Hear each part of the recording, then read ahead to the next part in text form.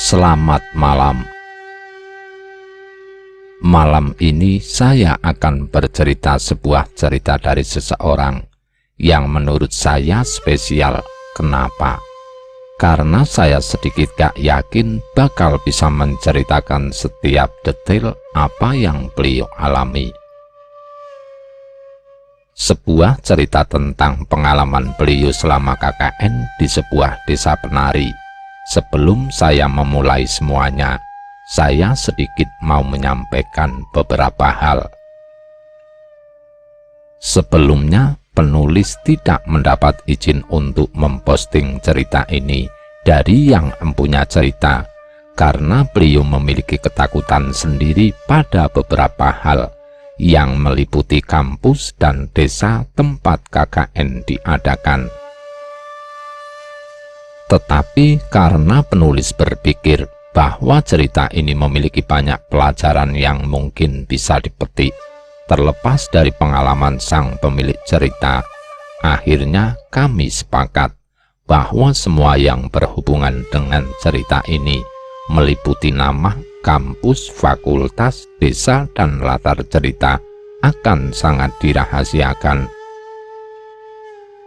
Jadi, buat teman-teman yang membaca cerita ini, yang mungkin tahu atau merasa familiar dengan beberapa tempat yang meski disamarkan ini, dimohon untuk diam saja atau merahasiakan semuanya, karena ini sudah menjadi janji penulis dan pemilik cerita.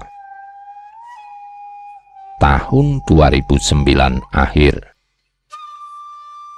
Semua anak angkatan 2005 sampai 2006 sudah hampir merampungkan persyaratan untuk mengikuti KKN yang dilakukan di beberapa desa sebagai syarat lanjutan untuk tugas skripsi.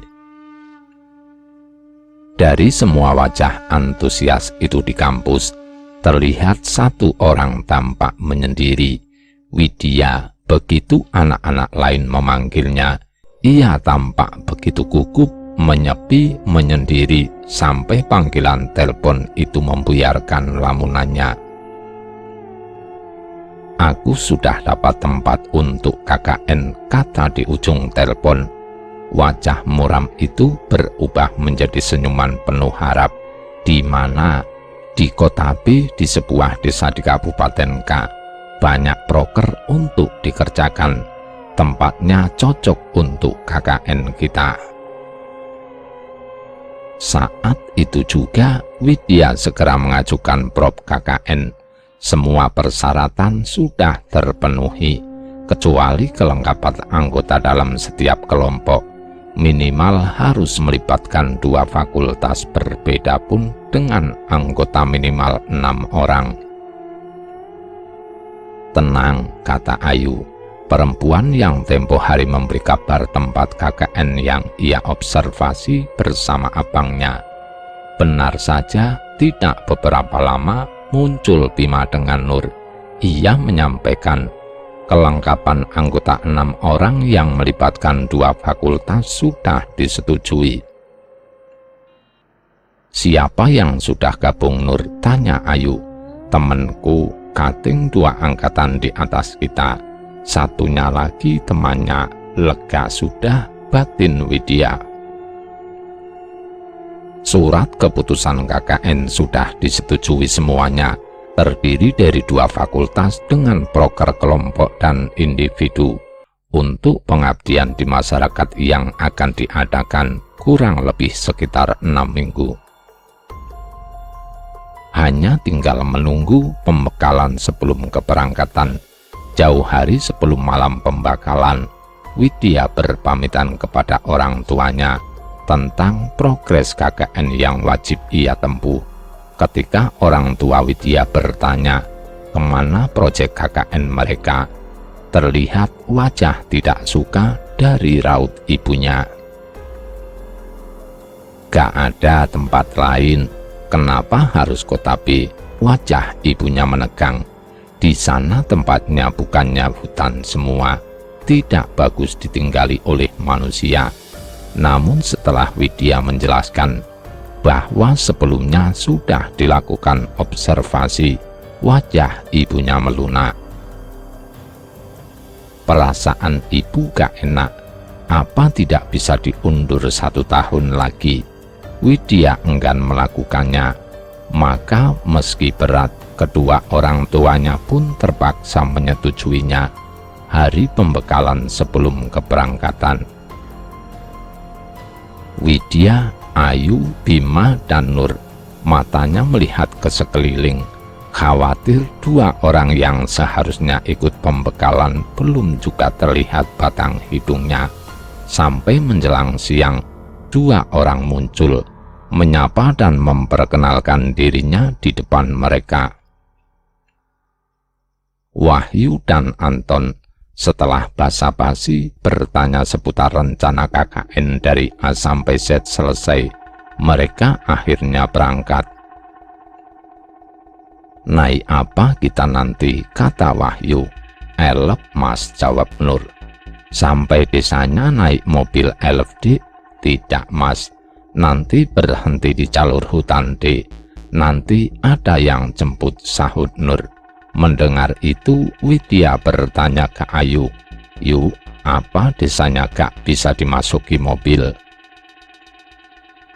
Ayu hanya menggelengkan kepala, "Gak bisa, tapi dekat kok dari jalan besar 45 menit. Kemungkinan disinilah cerita ini dimulai." Sesuai apa yang Nur katakan, mobil berhenti di jalur masuk hutan D, menempuh perjalanan 4-5 jam dari kota es. Tanpa terasa sudah mulai petang, ditambah area dekat dengan hutan, membuat pandangan mata terbatas. Belum sampai di sana gerimis mulai turun, lengkap sudah. Setelah menunggu hampir setengah jam, terlihat dari jauh cahaya mendekat. Nur dan Ayu langsung mengatakan bahwa mereka yang akan mengantar, rupanya yang mengantar adalah 6 lelaki paruh baya dengan motor butut. "Cuk, sepeda antah," kata Wahyu. Spontan saat itu ada yang aneh, entah disengaja atau tidak. Ucapan yang dianggap biasa di kota es ditanggapi lain oleh lelaki-lelaki itu. Wajahnya tampak tidak suka dan sinis tajam melihat Wahyu. Hanya saja yang memperhatikan semua sedetail itu hanya Widya seorang. Apapun itu, semoga bukan hal yang buruk. Di tengah gerimis jalanan berlumpur, pohon di samping kanan kiri, mereka tempuh dengan suara motor yang seperti sudah mau ngadat saja, ditambah medan tanah naik turun, membuat Widya berpikir kembali. Sudah hampir 1 jam lebih, tapi motor masih berjalan lebih jauh ke dalam hutan. Khawatir bahwa yang dimaksud Ayu, setengah jam lewat 15 menit adalah setengah hari. Widya mulai berharap semua ini cepat selesai. Di tengah perjalanan, tidak satupun dari pengendara motor itu yang mengajaknya bicara. Aneh, apa semua warga di sana pendiam semua? Malam semakin gelap dan hutan semakin sunyi sepi. Namun kata orang, di mana sunyi dan sepi ditemui, di sana rahasia dijaga rapat-rapat. Kini rasa menyesal sempat terpikir di pikiran Widya. Apakah ia siap menghabiskan 6 minggu ke depan di sebuah desa jauh di dalam hutan? Ketika suara motor memecah suara rintik gerimis, dari jauh sayup-sayup terdengar sebuah suara. Suara familiar dengan tabuhan kendang dan gong, diikuti suara kenong, kompiang membaur menjadi alunan suara gamelan. Apa ada yang sedang mengadakan hajatan di dekat sini? Dan ketika sayup-sayup suara itu perlahan menghilang, terlihat gapura kayu menyambut mereka. Sampailah mereka di desa W, tempat mereka akan mengabdikan diri selama 6 minggu ke depan. Monggo, kata lelaki itu sebelum meninggalkan Widya dengan motornya. Mrene rek, teriak Ayu. Di sampingnya berdiri seorang pria. Wajahnya tenang dengan kumis tebal, mengenakan kemeja batik khas ketimuran. Ia berdiri seolah sudah menunggu sedari tadi. Kenalkan, ini Pak Prabu, kepala desa teman kakakku. Pak Prabu, ini teman saya yang dari kota yang rencananya mau KKN. Pak Prabu memperkenalkan diri, bercerita tentang sejarah desanya. Di tengah ia bercerita, Widya pun bertanya, kenapa desanya harus sepelosok ini?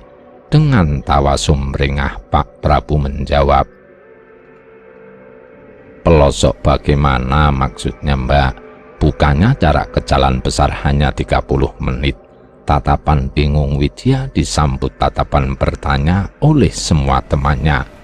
Seolah pertanyaannya kok membingungkan. Mbaknya mungkin capek. Jadi mari tak antar ke tempat di mana nanti kalian tinggal. Di tengah kebingungan itu Ayu menegur Widya. Maksudnya bagaimana, Wid? Kok kamu tanya seperti itu? Buat saya sungkan saja kamu di situ. Widya menyadari ada yang salah. Tempat menginap untuk laki-laki adalah rumah gubuk yang dulunya seringkali dipakai untuk posyandu, tapi sudah dirubah sedemikian rupa. Meski beralaskan tanah, tapi di dalamnya sudah ada bayang atau ranjang tidur beralaskan tikar. Sedangkan untuk perempuan menginap di salah satu rumah warga. Di dalam kamar, Widya pun bertanya maksud ucapannya kepada Pak Prabu karena sepanjang perjalanan, bila dirasakan oleh Widya sendiri, itu lebih dari 1 jam.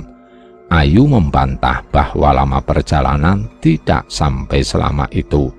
Anehnya Nur memilih tidak ikut berdebat. Nur lebih memilih untuk diam. Gini, kamu dengar apa tidak? Di jalan tadi ada suara orang memainkan gamelan. Ya palingan ada warga yang mengadakan hajatan. Apalagi berbeda dengan Ayu, Nur menatap Widya dengan ngeri. Sembari berbicara lirih, Nur yang seharusnya paling ceria di antara mereka berkata, Mbak, tidak mungkin ada desa lain di sini. Tidak mungkin ada acara di dekat sini. Kalau kata orang zaman dulu, kalau dengar suara gamelan itu bertanda buruk.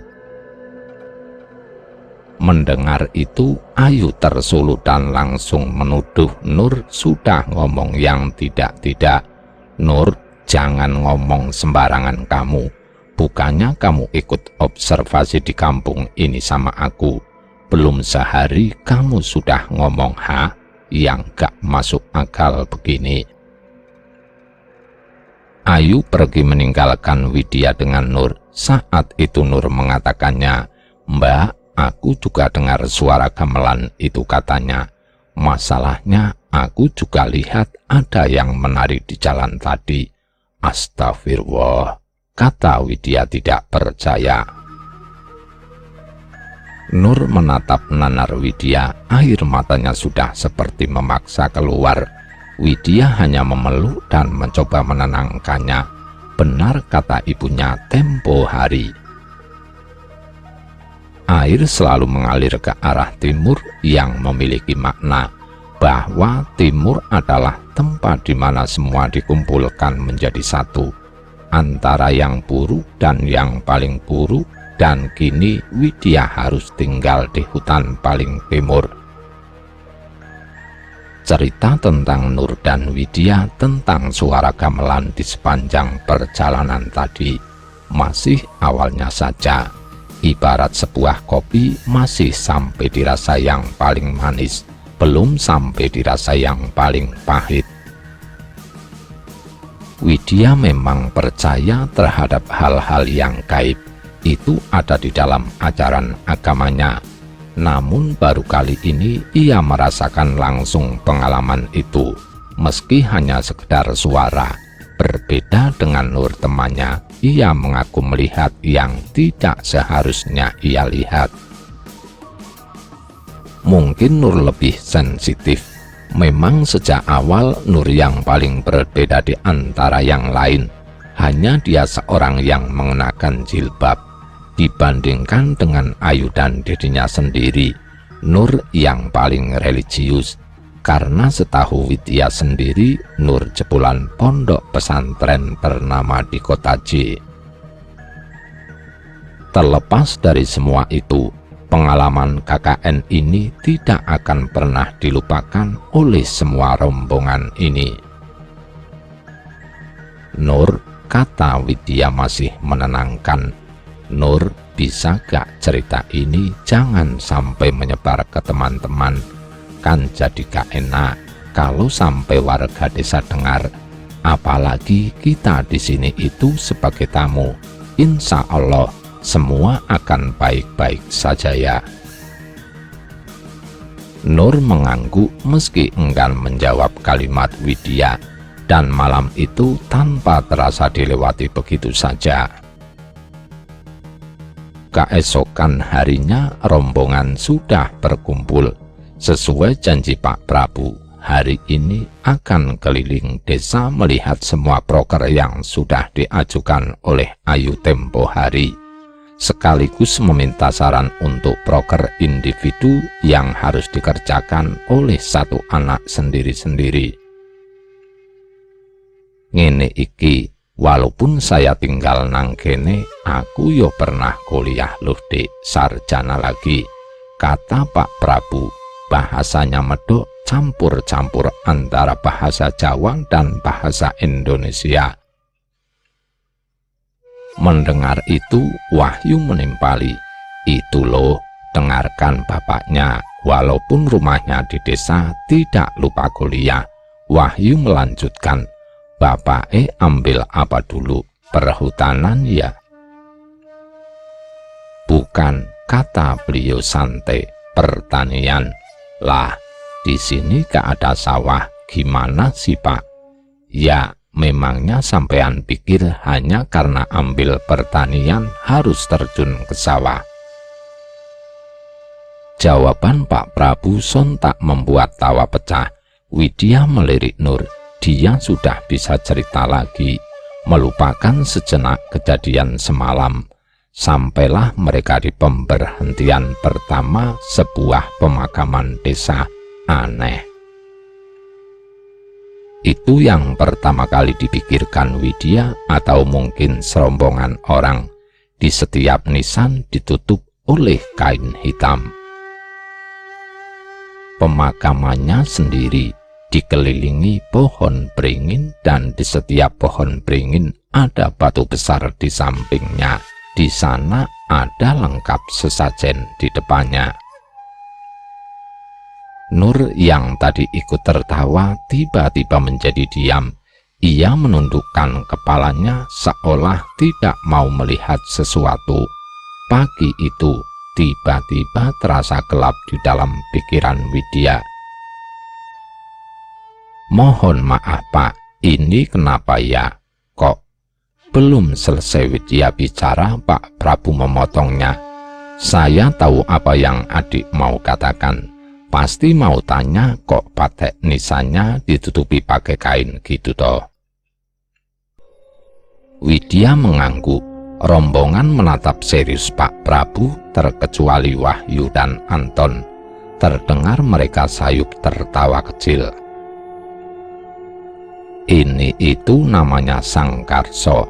Kepercayaan orang sini, jadi biar tahu kalau ini loh pemakaman, terang Pak Prabu, yang jawabannya sama sekali tidak membuat serombongan anak puas.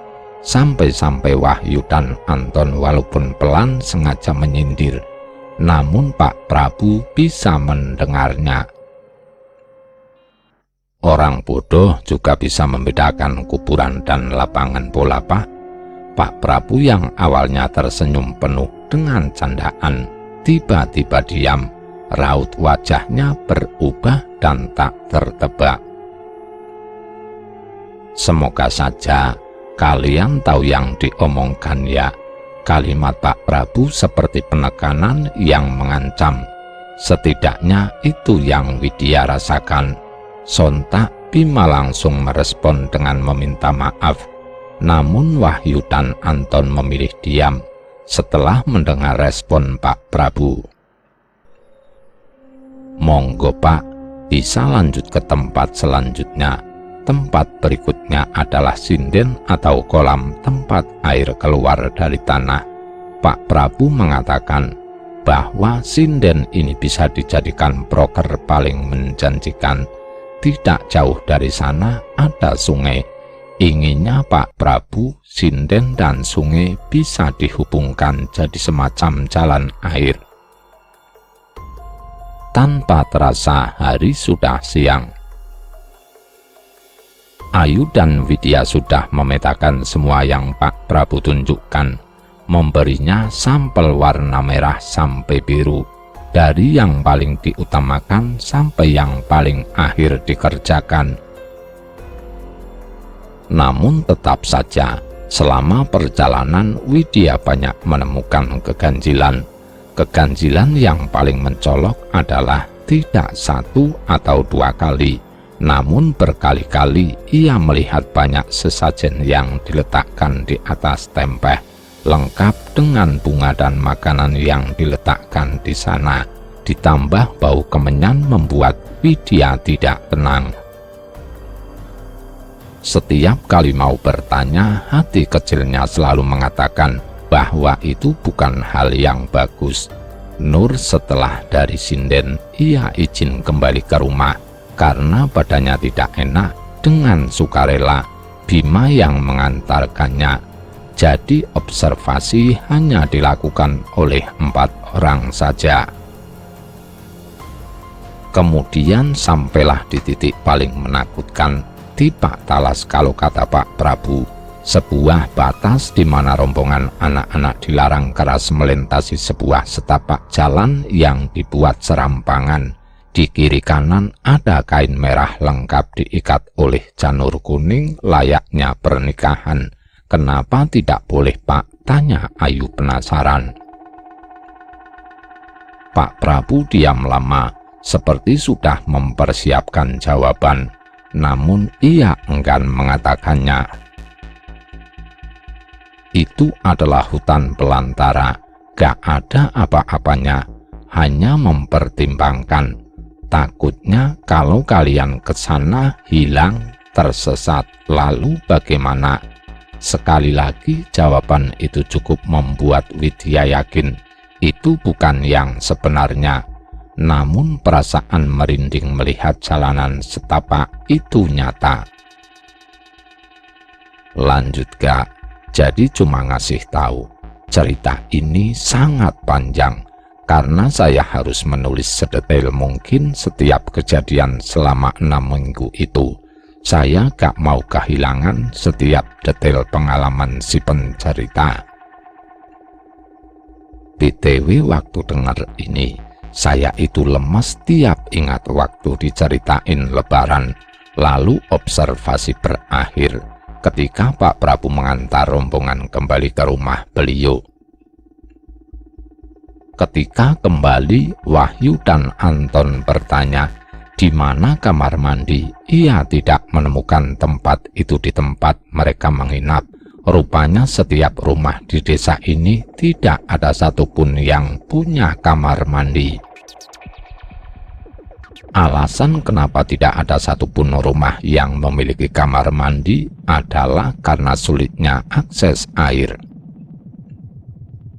Tapi Pak Prabu menjelaskan, di bagian selatan sinden samping sungai ada sebuah bilik dengan kendi besar di dalamnya. Di sana bisa digunakan untuk mandi. Bersambung. Berhenti di situ. Pak Prabu mengatakan bahwa mulai hari ini kendi di dalam bilik akan diusahakan selalu terisi penuh, terutama untuk mandi anak-anak perempuan. Untuk laki-laki bisa mengisi air di kendi dengan cara menimba air dari sungai. Semua anak tak paham, meski muka Wahyu dan Anton tampak keberatan, namun mereka tidak dapat melakukan apa-apa. Sekembalinya ke penginapan, Widya melihat Nur tengah tidur. Hari itu diakhiri dengan rapat dengan semua anak, lalu kembali ke kamar untuk mengerjakan laporan. Sore menjelang malam, Nur sudah bangun. Saat itu juga Widya memintanya untuk mengantarkan dirinya pergi ke kamar mandi di bilik samping sinden. Awalnya Nur tampak tidak mau, tapi karena dipaksa akhirnya ia pun ikut. Dengan catatan, Nur adalah yang pertama masuk bilik. Widya setuju, ia gak berpikir aneh-aneh. Selama perjalanan ia melihat setiap rumah yang dilewati rata-rata sama, semua remah depan atau tembok di depan, kiri kanan dari gedek atau bambu dianyam. Langit sudah merah, dan setelah menempuh jarak lumayan, akhirnya mereka sampai di sinden. Bangunan sinden itu menyerupai candi kecil. Bedanya kolamnya persegi 4 dengan air yang jernih, tapi berlumut. Setelah mencari-cari dari sinden, ketemulah bilik itu tepat di samping pohon asem yang besar sekali, rindang tapi mengerikan. Sempat ragu, tapi Widya bilang lanjut. Rupanya benar, ada kendi besar di dalam bilik itu. Air juga sudah penuh di dalam kendi. Nur pun masuk, sementara Widya menunggu di depan bilik. Matanya tidak bisa melepaskan diri dari bangunan sinden yang entah kenapa seolah menarik perhatiannya. Di sampingnya ada sesajen itu. Dari dalam bilik terdengar suara air bilasan dari Nur. Setelah mencoba mengalihkan perhatian dari sinden, Widya baru sadar ada aroma kemenyan di dekat tempatnya berdiri. Ditelusurilah wewangian itu. Benar saja, di samping pohon asem itu pun ada sesajennya. Yang lebih parah, baru dari kemenyan baru saja dibakar. Antara takut dan kaget, Widya kembali ke pintu bilik, dan dari dalam sudah tidak terdengar suara air bilasan.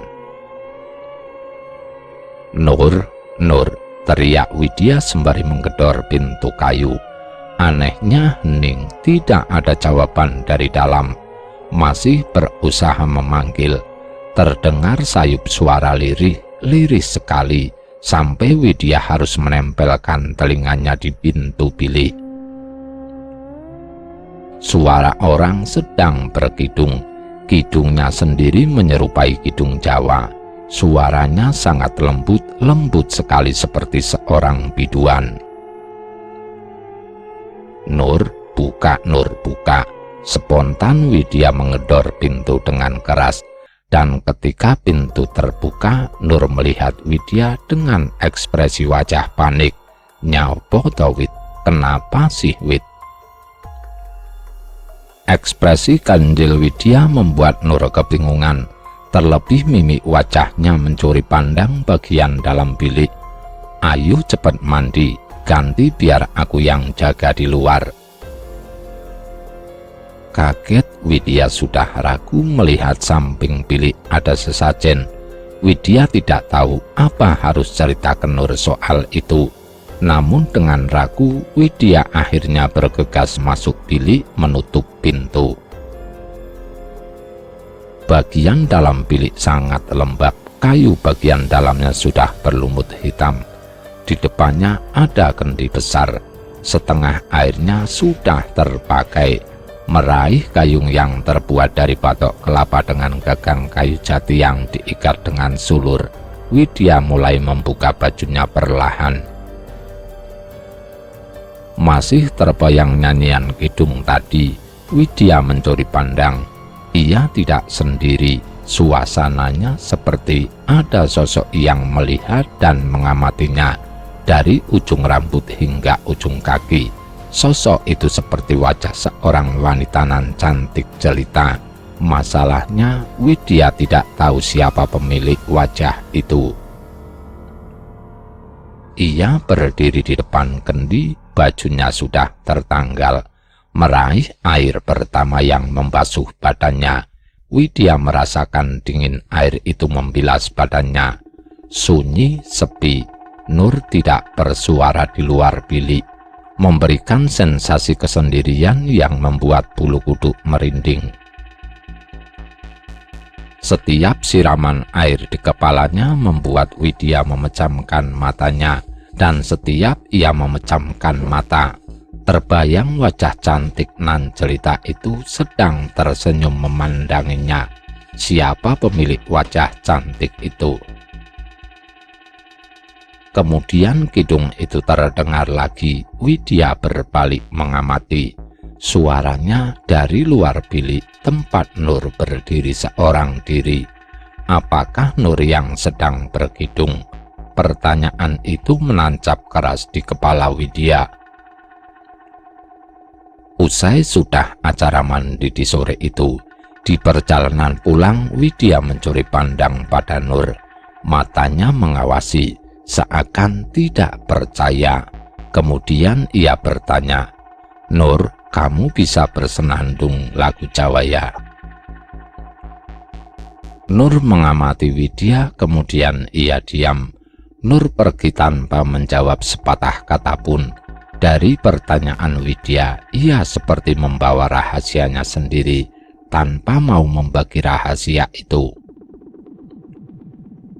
Listrik di desa ini menggunakan tenaga genset, jadi ketika jam menunjukkan pukul 9, lampu sudah mati, diganti dengan petromak. Nur sudah pergi tidur, hanya tinggal Widya dan Ayu yang masih menyelesaikan progres untuk proker esok hari. Widya masih teringat kejadian sore tadi. Sebenarnya Widya mau cerita, namun bila melihat respon Ayu kemarin, sepertinya ia bakal disemprot dan berujung pada pidato tengah malam. Di tengah keheningan mereka menggarap progres, tiba-tiba Ayu mengatakan sesuatu yang membuat Widya tertarik. Tadi aku sama Bima mengecek progres untuk pembuangan. Ketika memutari desa, ingat tidak sama tapak tilas. Ternyata gak jauh dari sana ada sebuah bangunan tua menyerupai sanggar. Widya terdiam beberapa saat memproses kalimat Ayu. Loh, bukannya kamu sudah mengerti dilarang berada di sana? Bukan, aku bela Ayu. Jadi yang mengajak awalnya si Bima. Katanya ada perempuan cantik. Pas diikuti ternyata tidak ada. Lah, terus kamu tetap ke sana. Anak ini kan saya mengejar Bima. Apa dibiarkan saja anak itu nanti hilang? Perdebatan mereka berhenti sampai di sana. Namun perasaan itu, Widya merasa perasaannya semakin tidak enak. Sejak menginjak desa ini, semuanya terasa seperti kacau balau. Karena malam semakin larut, Widya pun beranjak pergi ke kamar. Di sana ia melihat Nur sudah terlelap dalam tidurnya. Ayu pun menyusul, kemudian berharap malam ini segera berlalu. Tiba-tiba terdengar langkah kaki. Saat Widya melihat apa yang terjadi, bayangan Nur melangkah keluar, ragu apakah mau membangunkan Ayu. Widya pun beranjak dari tempatnya tidur, berjalan mengejar Nur. Rumah sudah gelap gulita, sang pemilik rumah tampaknya sudah terlelap di dalam kamarnya. Di depan Widya, pintu rumah sudah terbuka lebar. Dengan perlahan, Widya melangkah ke sana. Malam itu sangat gelap, lebih gelap dari perkiraan Widya. Bayangan pohon tampak lebih besar dari biasanya, dan sayup-sayup terdengar suara binatang malam. Sangat sunyi, sangat sepi. Dilihatnya ke sana kemari mencari di mana keberadaan Nur. Widya terpaku melihat Nur di depannya. Nur berdiri di tanah lapang depan rumah. Dia menari dengan sangat anggun tanpa alas kaki. Nur berlenggak-lenggok layaknya penari profesional. Widya termangu mematung melihat temannya seperti itu. Ragu, Widya mendekatinya. Tak pernah terfikirkan Nur bisa menari seperti ini. "Nur," panggil Widya, tapi sosok Nur seperti tidak mendengarkannya. Ia masih berlenggak-lenggok, sorot matanya beberapa kali melirik Widya. Ngeri. Tiba-tiba bulu kuduk terasa berdiri ketika memandangnya. Dari jauh, sayup-sayup kendang terdengar lagi. Widya semakin dibuat takut. Tabuhan gamelan sahut menyahut campur aduk dengan tarian Nur yang seperti mengikuti alunan itu. Kaki seperti ingin lari dan melangkah masuk ke rumah, tapi Nur semakin menggila. Ia masih menari dengan senyuman ganjil di bibirnya. Sampai akhirnya Widya memaksa Nur menghentikan tariannya. Ia berteriak meminta temannya agar berhenti bersikap aneh. Dan saat itulah wajah Nur berubah menjadi wajah yang sangat menakutkan. Sorot matanya tajam dengan mata nyaris hitam semua. Widya menjerit sejadi-jadinya. Kali berikutnya seseorang memegang Widya kuat sekali, menggoyangkan sembari memanggil namanya, "Wahyu." Widya melihat Wahyu yang menatapnya dengan tatapan bingung plus takut. Malam-malam ngapain anjing nari sendirian di sini seorang diri? Jeritan Widya rupanya membangunkan semua orang, termasuk si pemilik rumah. Widya melihat sorot mata semua orang memandangnya, tak terkecuali Nur yang rupanya baru saja keluar dari dalam rumah. "Ada apa sih, Nak?" Kalimat itulah yang pertama kali Widya dengar. Si pemilik rumah tampak khawatir, namun Widya lebih tertuju pada Nur. Ia juga memandang dirinya. Mereka sama-sama termangu memandang satu sama lain. Kejadian itu diakhiri dengan cerita Wahyu. Wahyu menceritakan semuanya. Awalnya ia hanya ingin menghisap rokok sembari duduk di teras posyandu.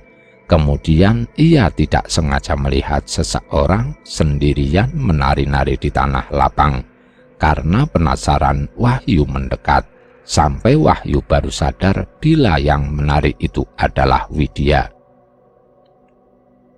Semua yang mendengarkan cerita Wahyu hanya bisa menatap nanar. Tidak ada yang berkomentar.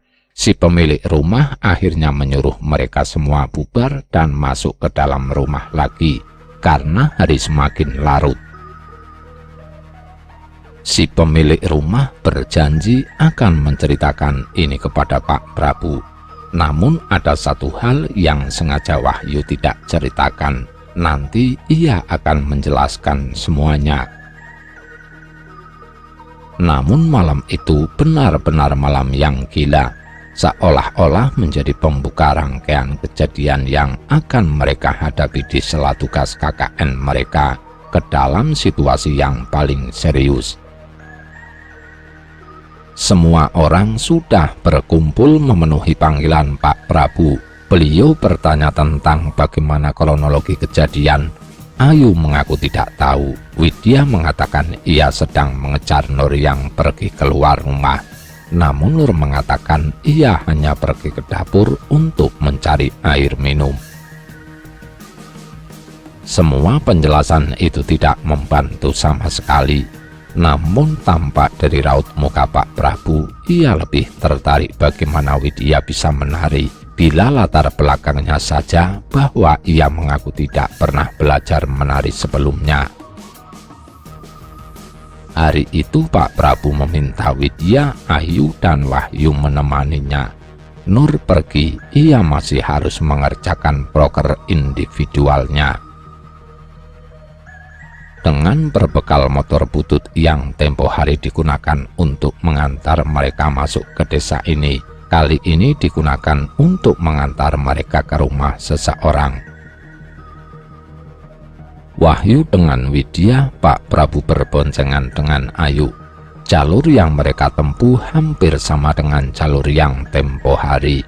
Anehnya, kali ini Widya merasakan sendiri untuk sampai ke jalan raya tidak sampai 1 jam, malah tidak sampai 30 menit.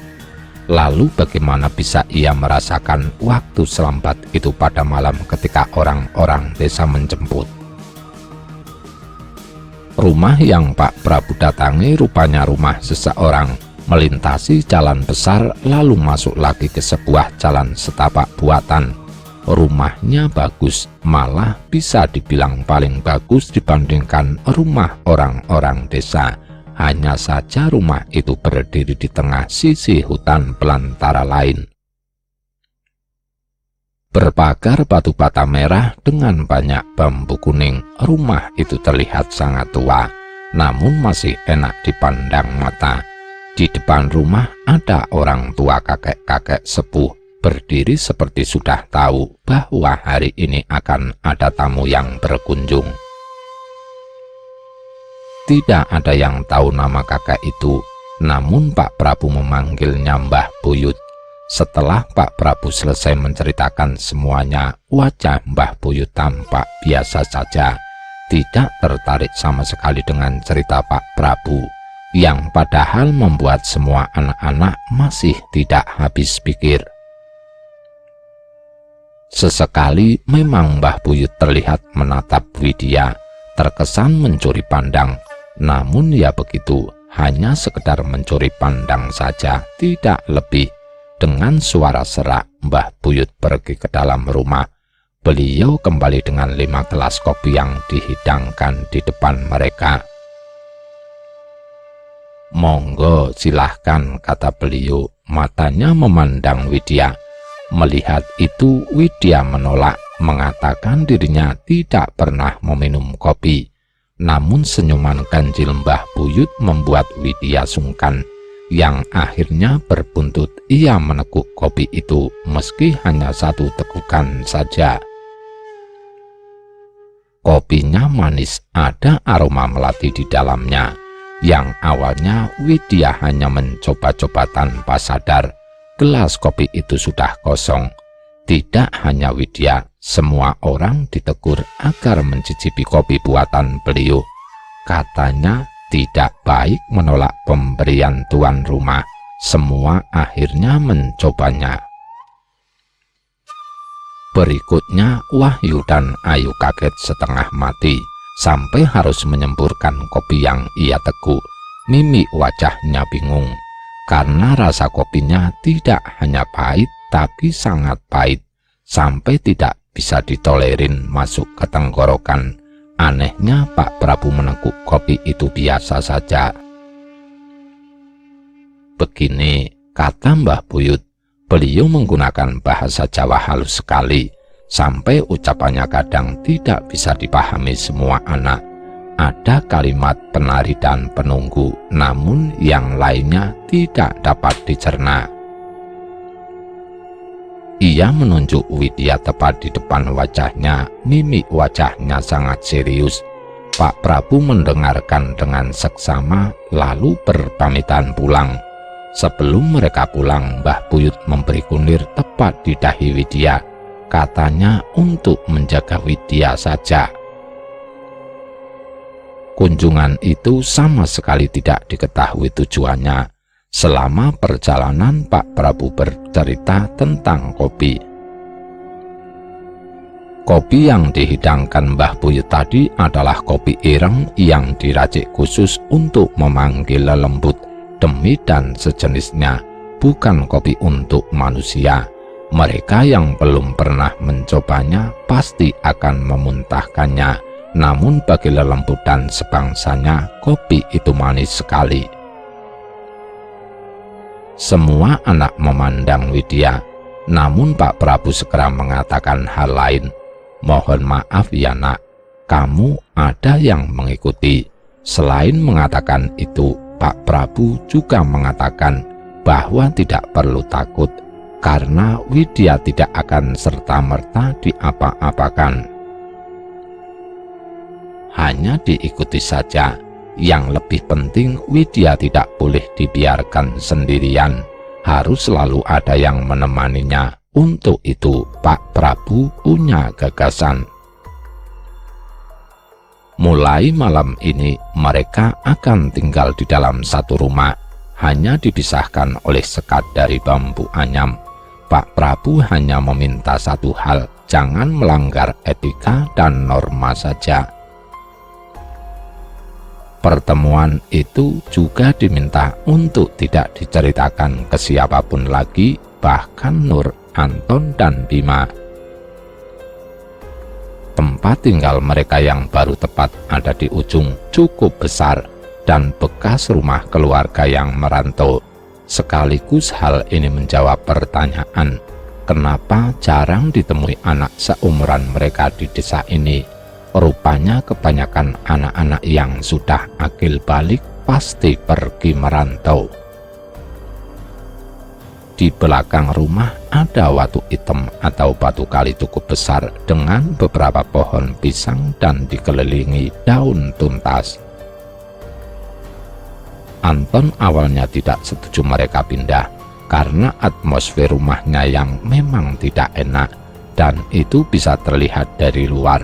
Namun ini perintah dari Pak Prabu. Setelah kejadian itu, Ayu sedikit menghindari Widya. Widya paham akan hal itu, namun Wahyu sebaliknya, ia mendekati Widya dan memberi semangat agar tidak mencerna mentah-mentah pesan orang tua itu. Di sini Wahyu bercerita kejadian yang tidak ia ceritakan di malam kejadian itu. Wid, temanmu yang cowok itu baik-baik sajakah? Maksudnya mas, temanmu itu setiap larut malam keluar Wid, entah kemana, terus biasanya baru balik pagi. Apa sedang mengerjakan prokernya tapi kok harus malam? Gak ngerti aku mas, terus kata Wahyu. Aku sering dengar anak itu ngomong sendirian di dalam kamar. Gak mungkin lah mas, sumpah gak cuma itu, kadang dia tertawa sendirian, gila kali anak itu. Bima itu religius, gak mungkin aneh-aneh. Ya sudah, tanya Anton kalau gak percaya. Malam sebelum kejadian itu, Bima sebenarnya ada di kejadian. Dia cuma lihat kamu dari jendela. Paham kamu sekarang? Gila itu anak. Widya diam lama memproses kalimat itu. Ia melihat Wahyu pergi dengan raut wajah kesal. Malam semua anak sudah berkumpul. Nur ada di kamar, dia sedang sholat. Widya di ruang tengah sendirian, sedangkan Ayu, Wahyu, dan Anton ngobrol di teras rumah. Bima ada pertemuan dengan Pak Prabu. Sebelum suara kidung terdengar lagi, suaranya dari arah pawon atau dapur. Untuk mencapai pawon, Widya melewati kamar. Di sana Nur sedang bersujud. Semakin lama suaranya semakin terdengar dengan jelas. Pawon rumah ini hanya ditutup dengan tirai. Saat Widya menyibak tirai, ia melihat Nur sedang meneguk air dari kendi lengkap dengan mukenanya. Widya mematung diam. Lama sekali sampai Nur yang meneguk dari kendi melihatnya. Mata mereka saling memandang satu sama lain. "Kenapa, Wid?" tanya Nur. Widya masih diam. Nur pun mendekati Widya. Sontak Widya langsung lari dan melihat isi kamar. Di sana tidak ada Nur. "Ada apa sebenarnya?" tanya Nur yang sekarang di samping Widya. Ia memegang bahu Widya dingin. Tangan Widya masih gemetaran sampai semua anak melihat mereka, kemudian mendekatinya. "Kenapa kok ramai sekali?" tegur Ayu. "Gak tahu, anak ini ditanya dari tadi gak jawab-jawab." "Laopo Wid?" Wahyu mendekati. "Tanganmu kenapa gemetaran begini? Ada apa sih?" tanya Anton. "Nur, ambilkan air gitu loh, kok malah diam saja?" tegur Anton. Nur kembali dengan teko kendi yang tadi. Dia memberikannya pada Widya dan Widya kemudian meneguknya. Lalu tiba-tiba Widya diam lagi, membuat semua orang bingung. Tangan kiri Widya masih memegang teko, sedangkan tangan kanannya terangkat lalu masuk ke dalam mulut. Di sana Widya berusaha mengambil sesuatu. Ada 2-3 helai rambut hitam panjang dan itu keluar dari dalam mulut Widya. Semua yang menyaksikannya beringsut mundur kaget. Begitu penutup tekonya dibuka, di dalamnya ada segumpal rambut. Benar-benar segumpal rambut dengan air di dalamnya. Nur yang melihatnya langsung bereaksi, "Tadi aku juga minum dari situ, gak tahu ada begituannya." Widya muntah sejadi-jadinya. Saat keadaan tegang seperti itu, Anton tiba-tiba mengatakan, "Kamu diincar ya Wid. Kata mbahku, kalau tiba-tiba muncul rambut, itu biasanya kalau gak disantet, ya diincar makhluk halus." Nur kemudian mengatakannya, "Wid, apa penari itu masih ngikutin kamu? Soalnya dari kemarin aku belum lihat dia di belakangmu." Berhari-hari setelah pengakuan Nur itu membuat Widya semakin was-was. Ia jatuh sakit selama 3 hari, dan selama itu juga Widya hanya terbaring di atas tikar kamar. Nur tidak melanjutkan lagi ceritanya, karena katanya ia sudah salah mengatakannya. Seharusnya ia menahan cerita itu. Selama Widya terbaring sakit, ia seringkali ditinggal sendirian di dalam rumah itu. Dan selama tinggal di rumah itu, ada satu kejadian yang tidak akan pernah Widya lupakan. Semua dimulai ketika ia hanya berbaring di alas tikar. Ayu dan Nur berpamitan akan memulai proker mereka. Anak-anak cowok juga memulai proker mereka masing-masing. Seharusnya tidak ada satupun orang di rumah itu. Namun siang itu terdengar suara sesuatu yang dipukuli. Hal itu menimbulkan rasa penasaran. Suaranya seperti benturan antara lempengan yang keras. Awalnya Widya menghiraukannya. Namun semakin lama Widya tidak tahan dan akhirnya memeriksanya. Suara itu terdengar ada di belakang rumah, tepat di samping dapur. Maka Widya pergi ke sana. Saat ia sampai di pintu dapur yang terbuat dari kayu, Widya berhenti. Di sela-sela pintu, Widya mengintip. Alangkah bingungnya Widya melihat di antara pohon pisang ada seorang bapak-bapak, usianya berkisar antara 50-an, menggunakan pakaian hitam ala orang yang akan berkebun. Ia berdiri di antara pohon pisang. Matanya tampak mengawasi rumah yang menjadi penginapan Widya selama KKN lama sekali. Bapak itu berdiri mengawasi penginapan Widya. Gerak-geriknya sangat mencurigakan, seperti ingin masuk ke rumah, namun bapak itu ragu-ragu. Ketakutan tiba-tiba terasa di dalam diri Widya. Kemudian selang beberapa menit bapak itu pergi meninggalkan tempat itu. Rasa lega bapak itu pergi, Widya berniat kembali ke kamar. Di sana ia melihat Anton baru saja masuk ke rumah.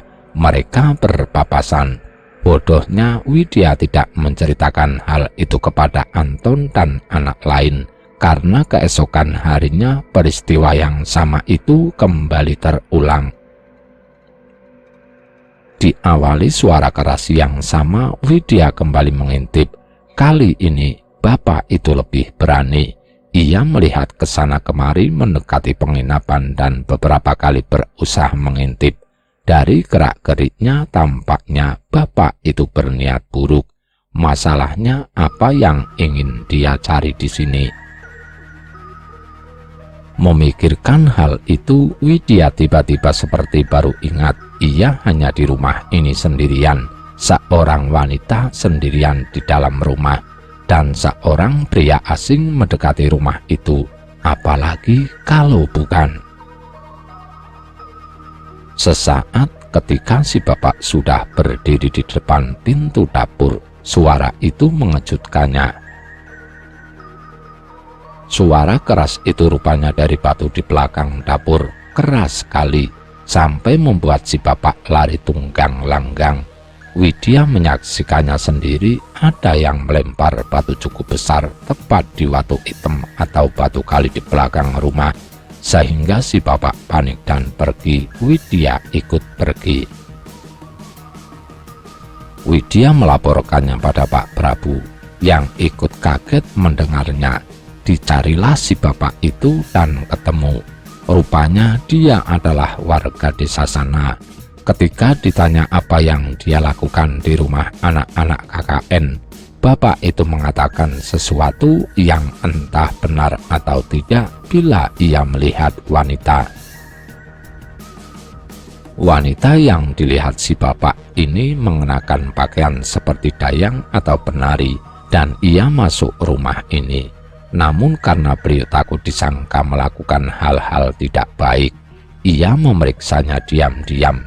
Tapi di hari di mana ia lari tunggang langgang, ia melihat sesuatu di dapur rumah. Ia melihat wanita itu di dalam dapur rumah. Ia sedang menari dengan anggun. Sesaat sebelum ia melihat wajahnya, si bapak kaget setengah mati, karena di balik sirat wajah wanita yang disangka terlihat jelita itu rupanya polos, rata, tak ada bentuk. Apa yang diucapkan si bapak memang tidak dapat dipercaya. Namun Pak Prabu tidak punya bukti lebih jauh. Maka Pak Prabu hanya menegur agar tidak melakukan hal itu lagi. Si bapak pun pergi, namun Pak Prabu mengatakan hal lain yang membuat Widya begitu ngeri. Ada yang mencoba memberi pesan sama kamu, Mbak. Siapa, Pak? Kakek-kakek penjaga batu kali itu. Setelah kejadian itu, Widya diminta ke rumah Pak Prabu bila masih sakit. Namun ada kejadian lagi yang Widya alami. Kali ini melibatkan Nur, dan alasan kenapa rentetan semua kejadian ini berhubungan satu sama lain. Waktu itu siang hari, Widya sedang mengerjakan prokernya yang sudah tertunda beberapa hari. Wahyu mendekati Widya. Ia menawarkan kesempatan untuk keluar desa sementara, karena harus memberi perlengkapan untuk progres kerjanya yang harus dibeli di kota. Ikut gak? Jauh gak? 2 jam, kata Wahyu. Aku sudah izin Pak Prabu, boleh pinjam motornya. Ya sudah, ikut. Wahyu melihat jam di tangannya pukul 11 lewat. Ia harus cepat menyelesaikan urusannya di kota. Karena sesaat sebelum meminta izin, Pak Prabu sudah mewanti-wanti untuk sudah kembali sebelum hari petang. Saat Wahyu menanyakan kenapa harus seperti itu, toh ada jalan setapak yang gampang ditelusuri untuk masuk ke hutan ini. Dengan wajah tidak tertebak, Pak Prabu mengatakan, tidak ada yang pernah tahu apa yang tinggal di dalam hutan. Mereka berangkat menembus jalan setapak, lalu sampai di jalan raya besar, menyusurinya jauh, sangat jauh, sampai akhirnya mereka tiba di kota B. Di sana mereka berhenti di sebuah pasar. Wahyu dan Widya mulai mencari segala keperluan mereka. Kurang lebih setelah 2 jam mencari ke sana kemari, dan setelah mendapatkannya mereka langsung cepat kembali. Wahyu berhenti di pom bensin. Ia harus mengembalikan motornya dalam keadaan bensin full ketika meminjam barang orang lain. Jam sudah menunjukkan pukul 4, sudah terlalu sore. Sejenak ia melihat Widya dari jauh. Ia berhenti tepat di samping penjual cilok. Ketika Wahyu sampai di sana, ia membeli beberapa cilok untuk Widya dan dirinya sendiri. Saat itulah si penjual cilok melihatnya seperti ingin menyampaikan sesuatu. "Mas, masnya pendatang," kata orang asing itu. "Tidak, Pak, saya hanya KKN di sini." "Tetap saja orang luar kan," kata si penjual, masih melihat Widya dan Wahyu bergantian. "Nek oleh takon, masnya sama mbaknya KKN di mana?" Wahyu menceritakan semuanya termasuk tempat KKN-nya. Saat itu juga terlihat jelas sekali perubahan wajah si penjual. "Loh, sampean berarti mari iki lewat alas D. Berarti sebentar lagi Anda akan lewat di hutan." "Iya, Pak." Loh ladalah, sudah jam segini, Mas. Apa gak bisa besok saja, Mas? Cari saja penginapan. Soalnya jam segini sudah jarang ada yang lewat, kata si bapak. "Tidak, Pak, saya lanjut saja," kata Wahyu. "Gini, Mas, bisa saya minta waktunya sebentar?" Si penjual cilok tiba-tiba mengatakan hal itu dengan wajah tegang. "Iya, Pak," kata Wahyu. Widya yang sedari tadi memilih diam, hanya mendengarkan saja saat penjual cilok itu menceritakan apa yang harus mereka lakukan saat masuk ke alas. "Begini, Mas, nanti setelah kalian sampai dan masuk ke jalan hutannya, jalan saja ya terus. Gak usah berhenti, apalagi mengurusi hal apapun. Sampai sini paham ya, Mas? Jangan lupa doanya yang banyak. Yang paling penting, jika kalian dengar suara tanpa wujud, tetap lanjut saja. Jika sampai kalian dibikin celaka, lalu kalian masih bisa melanjutkan, lanjutkan saja. Jangan pernah berhenti di sana. Yang penting tidak usah dipedulikan. Kalian percaya saja, doanya juga utamakan." Widya tidak pernah mendengar ada orang yang sampai bercerita dengan mimik wajah yang tegang. Bahkan bibirnya gemetar saat menceritakan, "Saya doakan kalian selamat sampai tujuan tepat ketika langit sudah kemerahan." Mereka melanjutkan perjalanan. Di belakang, Widya mulai merasakan angin dingin. Melewatinya begitu saja. Tidak pernah disangka, jalan masuk hutan lebih gelap ketika petang sudah mulai menjelang. Cahaya motor yang dikendarai Wahyu menembus kegelapan malam. Kilasan pohon hutan di samping kiri kanan jalan menjadi pemandangan tak terelakkan. Hanya suara motor yang mampu menghidupkan sepi senyap di sepanjang jalan. Karena benar saja tak ditemui satupun pengendara lain di sini. Wahyu mencoba mencairkan suasana dengan berandai-andai. Bagaimana bila motor mogok atau ban meletus di tengah antara hutan ini, sementara belum ditemui satupun pengendara yang lewat. Widya hanya menanggapi kecut, takut bila pengandaian Wahyu terjadi pada mereka. Dan benar saja. Motor mereka ngadat tepat setelah Wahyu mengatakan itu. Widya diam 1000 bahasa. Hal kurang pintar dari manusia sejak dulu kala adalah memikirkan sesuatu yang buruk di kondisi yang buruk, yang bahkan tidak seharusnya mereka lakukan, manakala doa bisa saja dikabulkan sewaktu-waktu. "Jalan saja dulu, biar aku bisa tetap memantau kamu," kata Wahyu. Sudah tidak tahan mendengar berapa kali kata goblok keluar dari mulut Widya sepanjang mereka berjalan sendirian menyusuri jalan ini.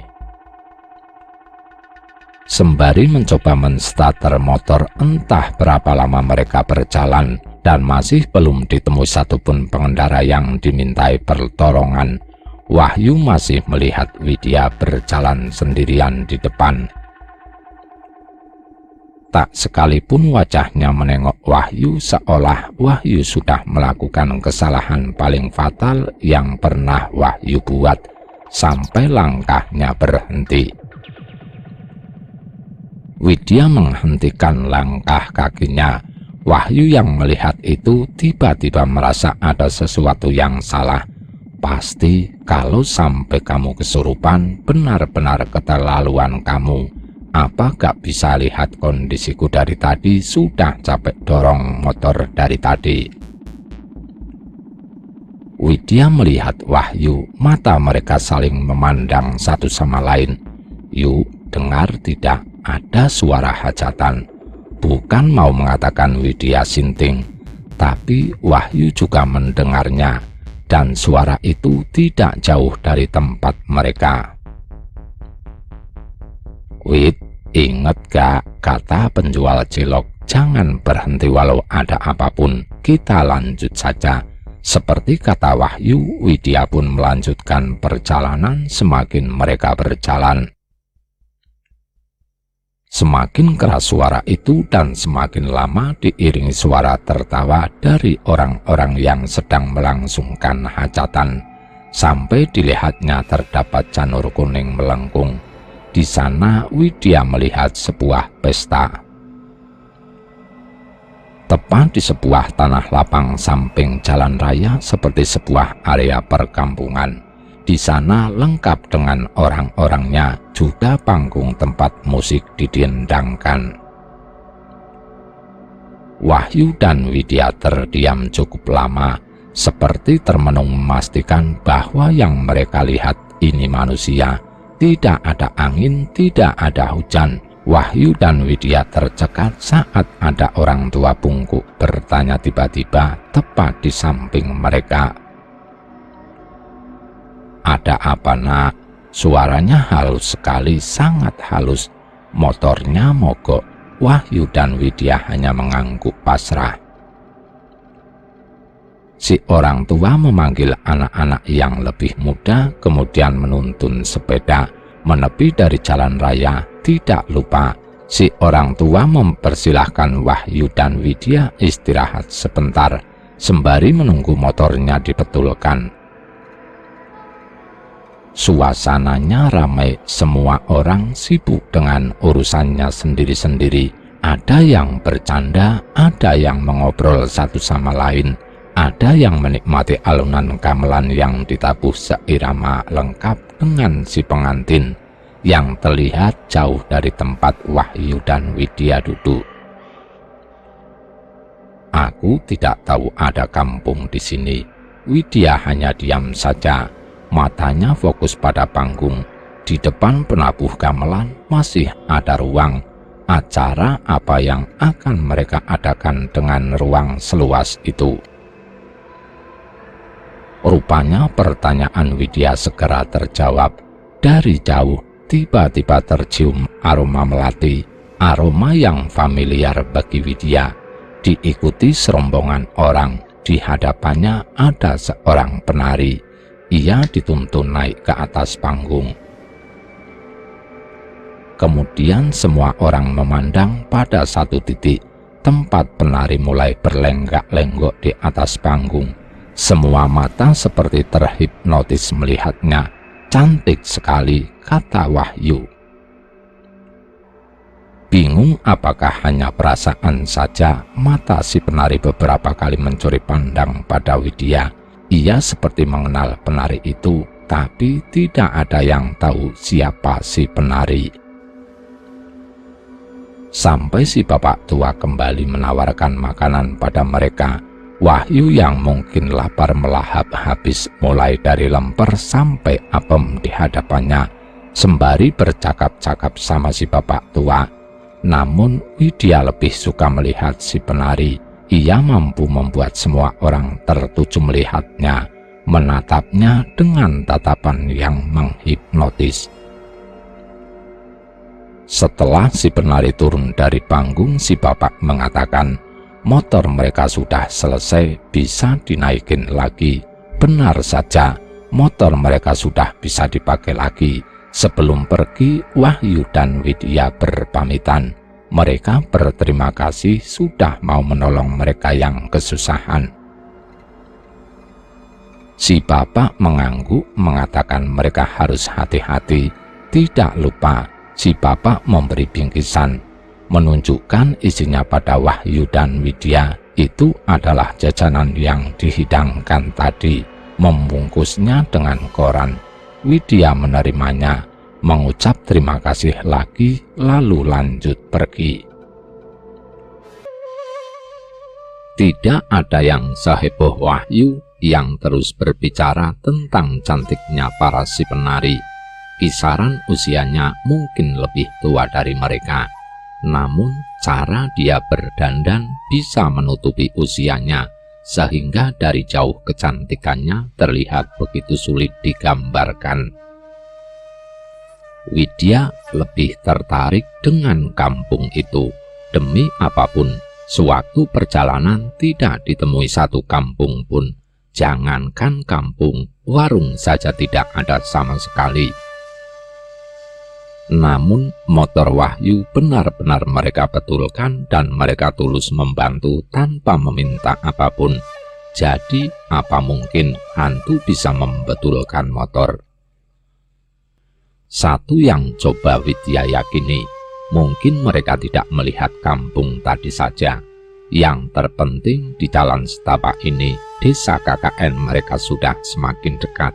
Sesampainya di kampung, Wahyu pergi mengembalikan motor, sedangkan Widya sudah ditunggu oleh semua anak. Mereka khawatir berdiri menunggu di teras rumah. "Dari mana sih kok lama sekali?" kata Ayu. "Dari kota, belanja keperluan kita."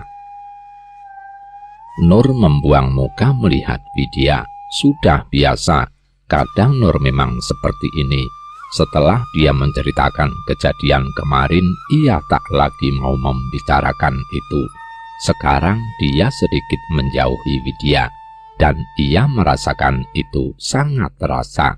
Di suasana tegang itu, hanya Bima yang mencoba mencairkan suasana.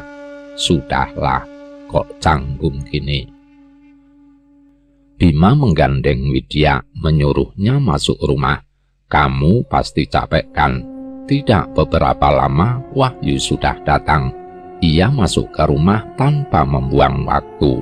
Alih-alih ia istirahat, Wahyu dengan suara menggebu-gebu bercerita kalau baru saja mengalami kejadian tidak mengenakan atas insiden motor, sampai dibantu orang kampung.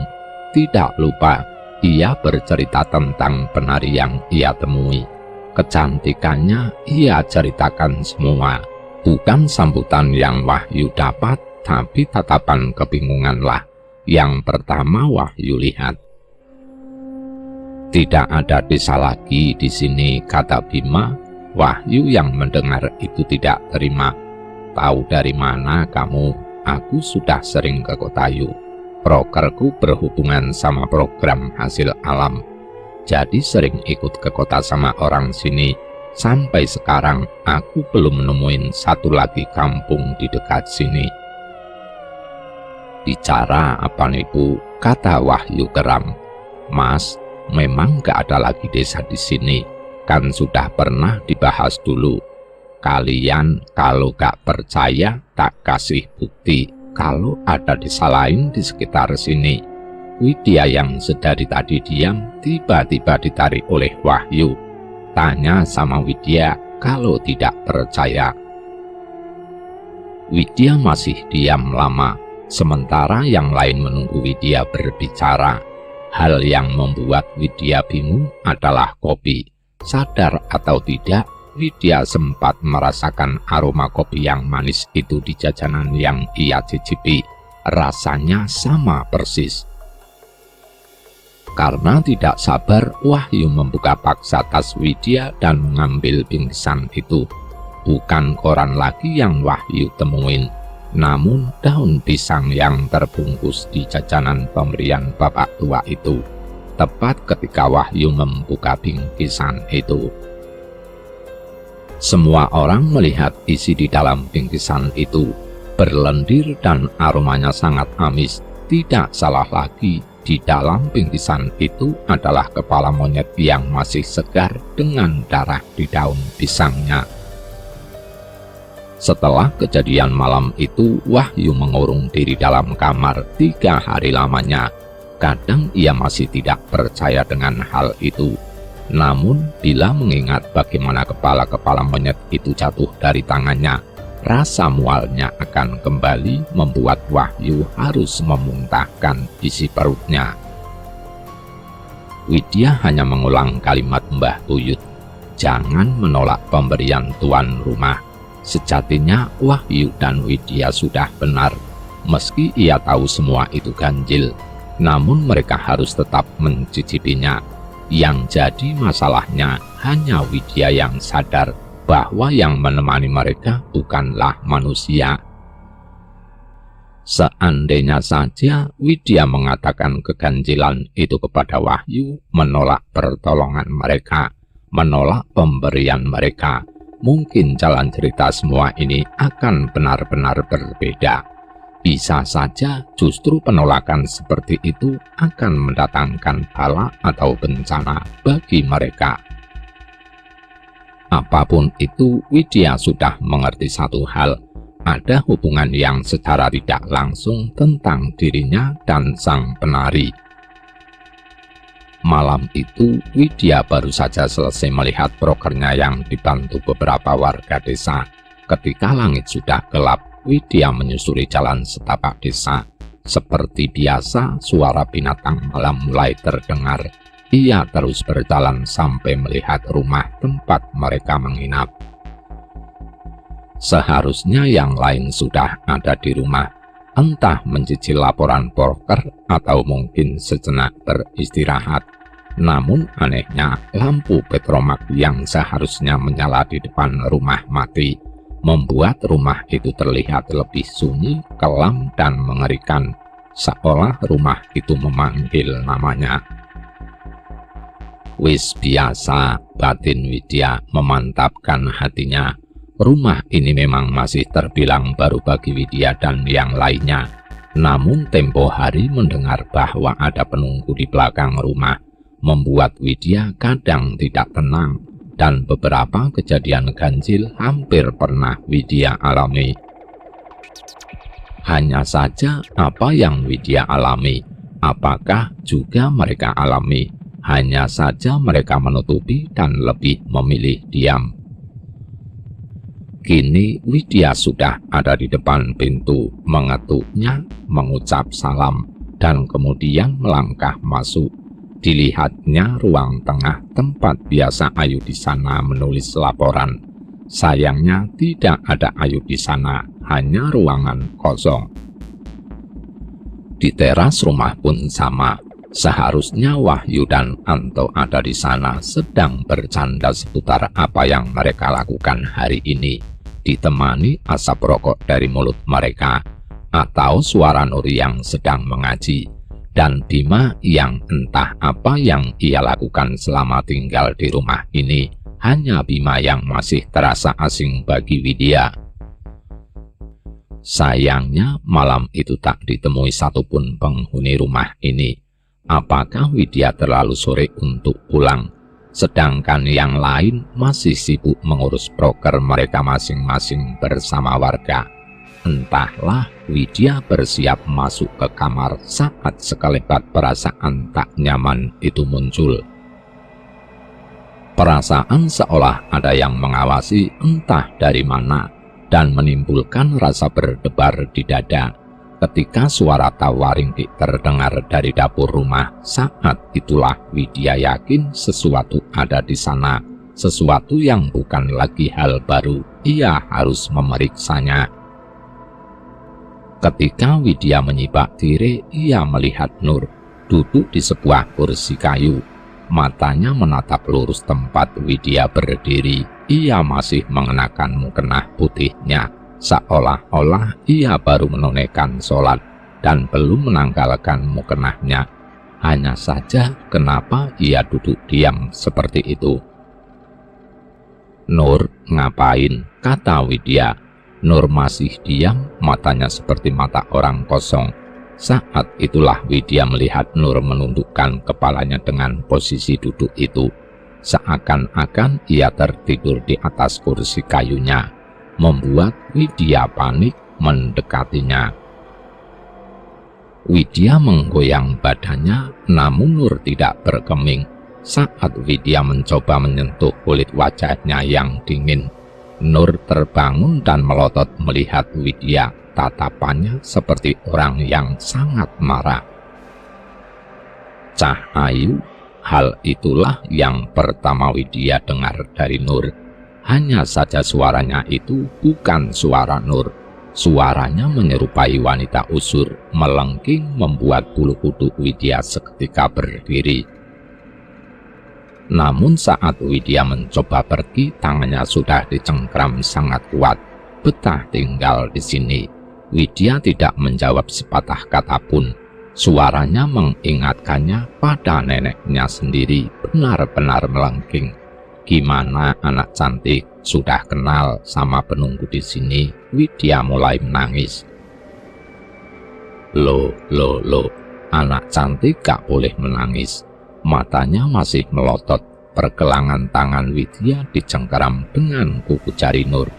Anak ganteng itu saja sudah kenal sama dia. "Nur," ucap Widya sembari tidak bisa menahan takutnya lagi.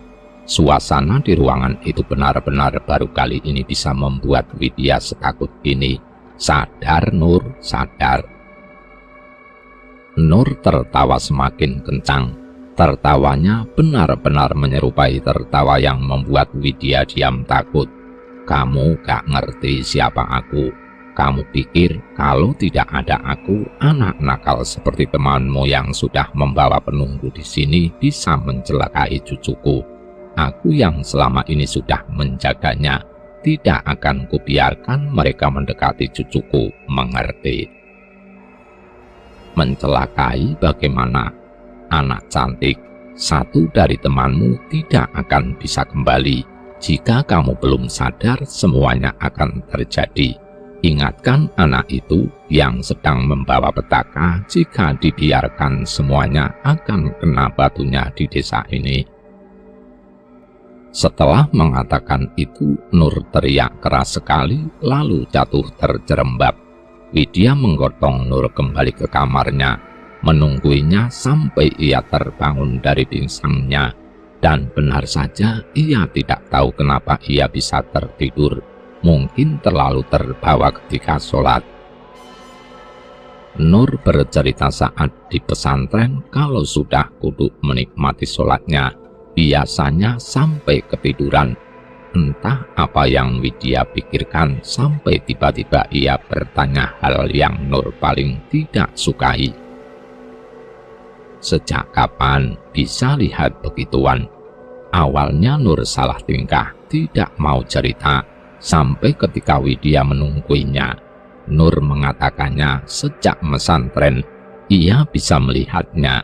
Karena memang harus, gaib itu ada, kata Nur. Sebenarnya tiap orang ada yang jaga, jenisnya berbeda-beda. Ada yang jahat, ada yang baik, ada yang cuma mengikuti, ada yang cuma numpang lewat. "Kamu ada yang jaga?" tanya Widya. "Katanya ada," ucap Nur. Suaranya pelan seperti tidak mau menjawab. "Kok katanya? Aku belum pernah melihatnya langsung. Aku dikasih tahu temanku sebelum keluar dari pesantren. Katanya wujudnya menyerupai nenekku. Setelah mendengar itu, Widya hanya mendengar Nur bercerita tentang pengalamannya selama mondok.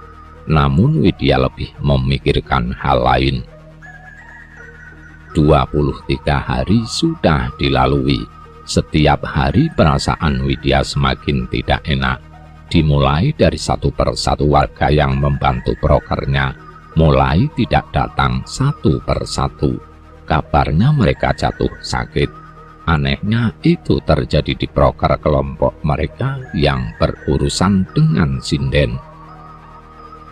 Pernah suatu hari Widya mendengar secara tidak langsung kalau ini semua karena sindennya mengandung kutukan. Tapi Pak Prabu bersih keras itu mitos tahayul, sesuatu yang membuat warga desanya ketinggalan zaman. Namun satu kali Widya pernah dikasih tahu warga bila sinden ini ada yang jaga. Katanya sinden ini dulu sering digunakan untuk mandi oleh dia. Dia yang dibicarakan ini tidak pernah disebut warga. Namun yang mencurigakan dari kasus ini adalah nama sinden ini adalah sinden kembar. Sinden kembar. Widya selalu mengulangi kalimat itu. Sinden kembar membuat Widya semakin penasaran. Alasan kenapa Pak Prabu memasukkan ini menjadi proker adalah agar air sungai dapat dialirkan ke sinden ini, sehingga warga tidak perlu lagi jauh-jauh mengambil air ke sungai yang tanahnya terjal, namun seperti ada yang ganjil. Malam itu Ayu mengumpulkan semua anak perihal masalah yang mereka hadapi. Hampir setengah warga yang membantu proker mereka tidak mau melanjutkan pekerjaannya. Alasannya bermacam-macam, sibuk berkebun sampai badannya sakit semua. Dari semua anak yang punya usul, hanya Bima yang tidak seantusias yang lain. Di malam itu juga Widya ingat yang dikatakan Wahyu. Setiap malam Bima pergi keluar rumah, entah apa yang dilakukannya. Widya sengaja begadang hanya untuk memastikan. Dan ternyata benar, malam itu Bima pergi keluar rumah. Widya masuk ke kamar Bima. Di sana ada Wahyu sama Anto. Yang pertama Widya lakukan membangunkan Wahyu meski enggan. Widya terus memaksanya. Setelah Wahyu benar-benar terjaga, Widya memberitahu kalau Bima baru saja keluar. Wahyu hanya menatap Widya keheranan. Aku kan sudah pernah bilang Jing. Lah iya, makanya ayo kita ikuti kemana anak itu. Buat apa? Palingan dia ke rumah Prabu memperbaiki tong sampahnya yang dari bambu. Ya sudah, terserah. Widya keluar dari kamar itu, kemudian ia pergi menyusul Bima sendirian. Bima itu anak cowok yang paling religius sama kayak Nur, karena mereka memang sudah dekat di kampus. Tapi Anton sering cerita kalau kadang dia memergoki Bima onani di dalam kamar, dan itu tidak sekali dua kali. Masalahnya adalah saat Bima melakukan itu ada suara perempuan. Widya tidak terima Bima dikatain itu oleh Anton. Widya pun bertanya dari mana dia tahu Bima onani. Kamu pikir saya gak tahu bagaimana cowok onani? Widya masih diam mendengarkan penjelasan Anton. Yang jadi masalahnya itu bukan Bima onani. Semua cowok pasti pernah, aku gak munafik. Masalahnya ada suara perempuannya. Ketika kutunggu siapa perempuan itu, kukira itu kamu, kalau Kak Ayu atau Nur. Ternyata tidak ada siapa-siapa di dalam kamar sama dia. Terus tanya Widya, suara siapa dong yang kudengar waktu itu? Masalahnya aku sudah sering dan selalu dengar suara itu. Cerita Anton membuat pandangan Widya berubah. Dan malam itu ia melihat Bima berjalan jauh ke timur, arah menuju sebuah tempat yang seringkali membuat Widya merinding tiap memandangnya. Widya melihat Tipak Talas seperti sebuah lorong panjang, hanya saja dindingnya adalah pepohonan besar dengan akar di sana-sini. Selain medan tanahnya yang menanjak, di depan Tipak Tilas ada gapura kecil lengkap dengan kain merah dan hitam di sekelilingnya. Pak Prabu pernah bercerita kain hitam adalah nama adat untuk sebuah penanda seperti di pemakaman. Namun bukankah warna cerah lebih baik untuk menjadi sebuah penanda? Sebelum Widya tahu kebenaran dari warga yang bercerita bahwa hitam yang dimaksud adalah simbol alam lain. Hitam bukan untuk yang hidup, melainkan untuk tanda bagi mereka yang sudah mati. Mati, lalu apa maksud penanda warna merah? Konon dari seluruh tempat yang diberi penanda sebuah kain di desa ini, hanya gapura ini yang diberi kain warna merah. Apalagi bila bukan simbol petaka. Widya mulai melangkah naik.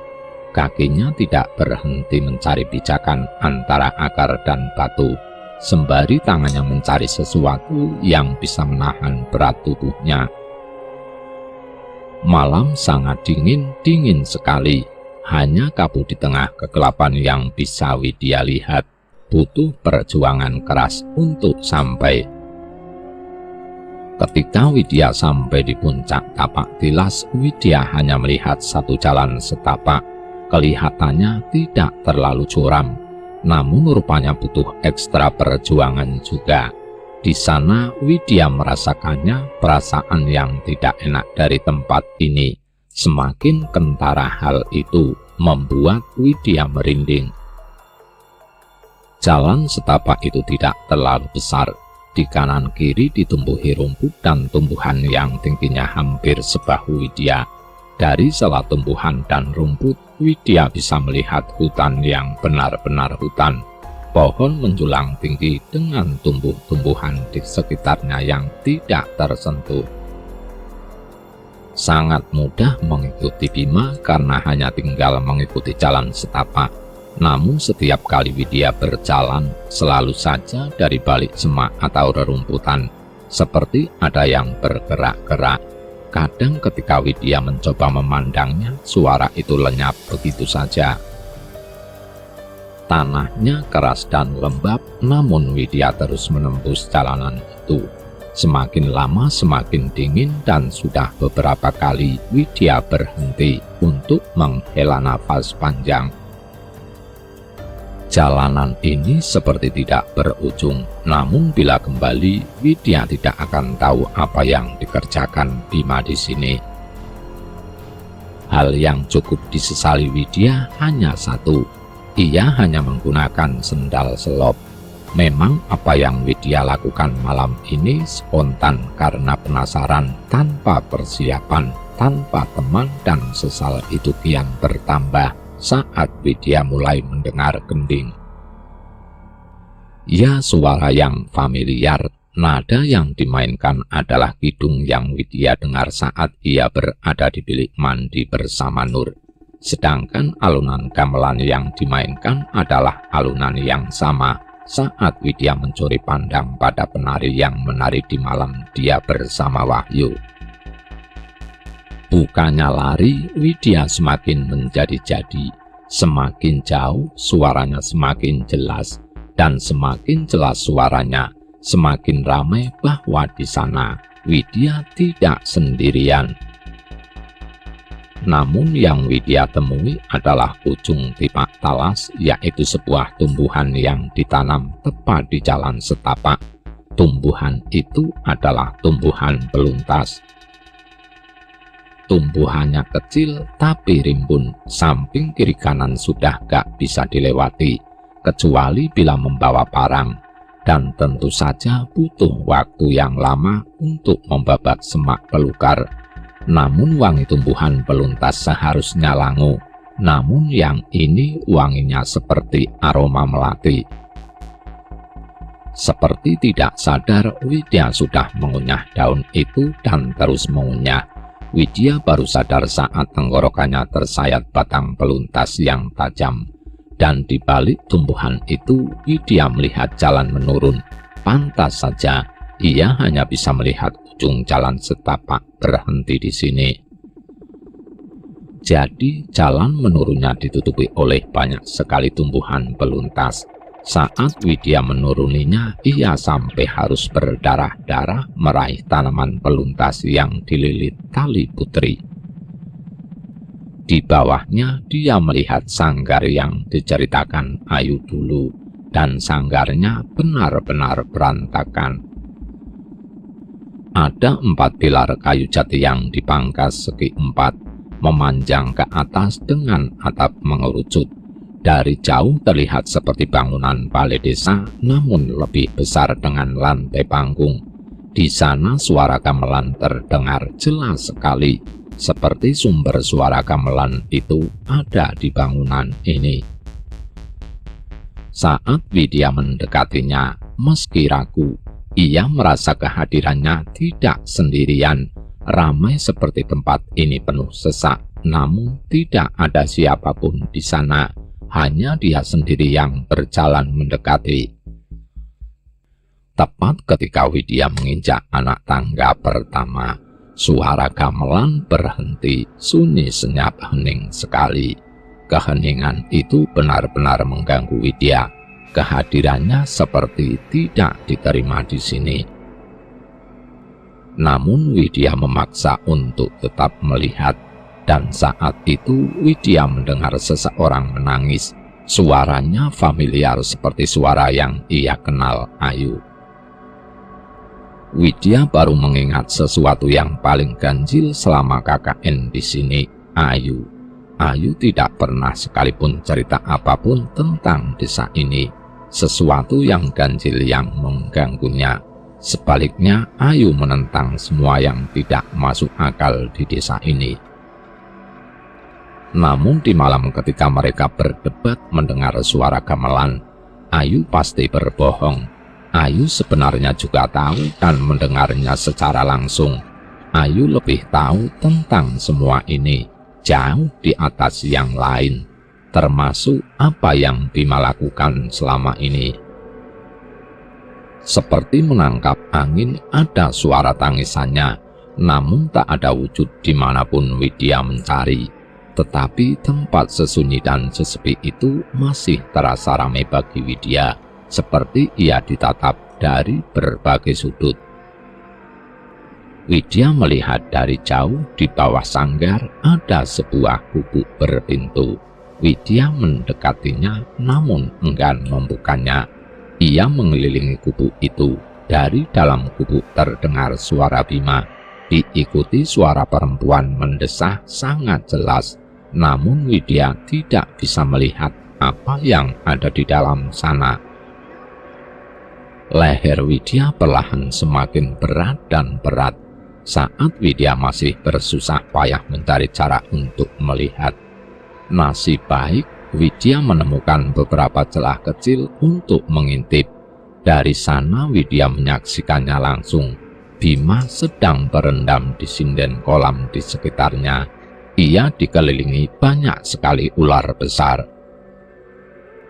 Melihat itu, Widya kaget, dan parahnya Bima menatap lurus ke tempat Widya mengintip. Semua ularnya sama seperti yang Widya rasakan. Mereka tahu ada tamu tak diundang. Melihat reaksi seperti itu, Widya berbalik dan lari pergi. Saat lari itulah suara tabuhan gong diikuti suara kendang terdengar lagi. Suara gamelan itu terdengar keras lengkap dengan suara tertawa yang bersahut-sahutan. Dan Widya melihat sanggar kosong itu dipenuhi semua yang tidak Widya lihat saat tiba di tempat ini. Dari ujung ke ujung penuh sesak, banyak sekali yang dilihat Widya. Ada yang melotot. Dari yang wajahnya separoh sampai yang tidak punya wajah, dari yang pendek sampai yang tingginya setinggi pohon beringin. Mereka memenuhi sanggar dan sekitarnya. Widya mulai menangis. Suara yang nyaris memenuhi telinga Widya dan hampir membuatnya gila itu tiba-tiba berhenti. Widya melihat di depannya ada yang sedang menari. Tariannya hampir membuat semua yang ada di sana melihatnya. Di sana Widya menyadari yang menari itu Ayu. Matanya Ayu sembab seperti sudah menangis lama. Tapi gelagat ekspresi wajahnya seperti menyuruh Widya lari tanpa tahu apa yang terjadi. Widya langsung lari melewati kerumunan yang sedang melihat Ayu menari di sanggar. Widya memanjat tempat itu menangis sejadi-jadinya. Sampai di jalan setapak, Widya dengar anjing menggonggong.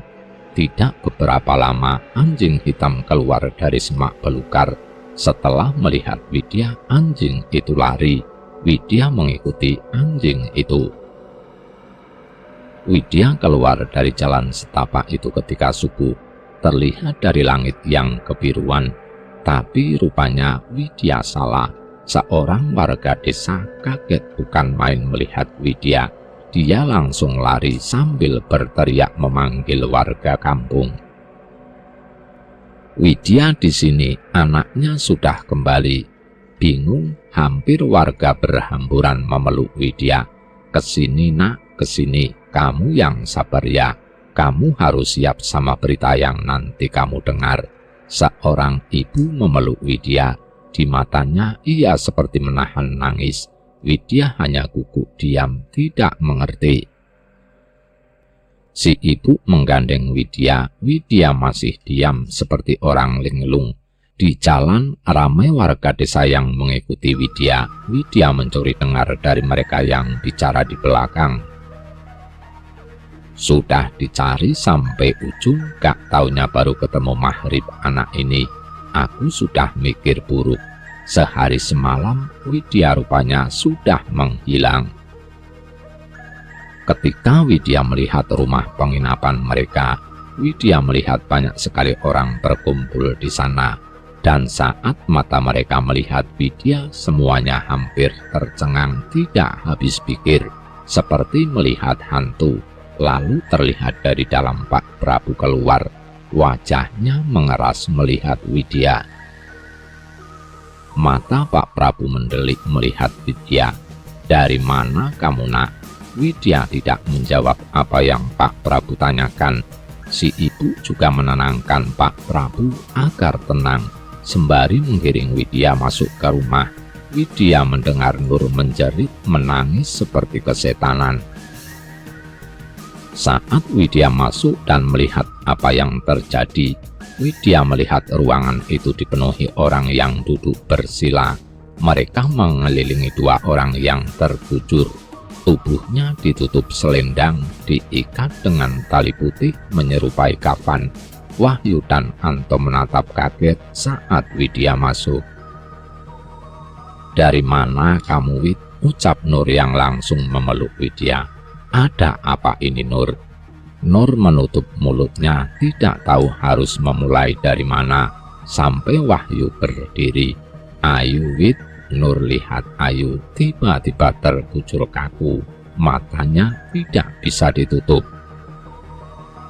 Widya mendekati Ayu, di sampingnya ada Bima.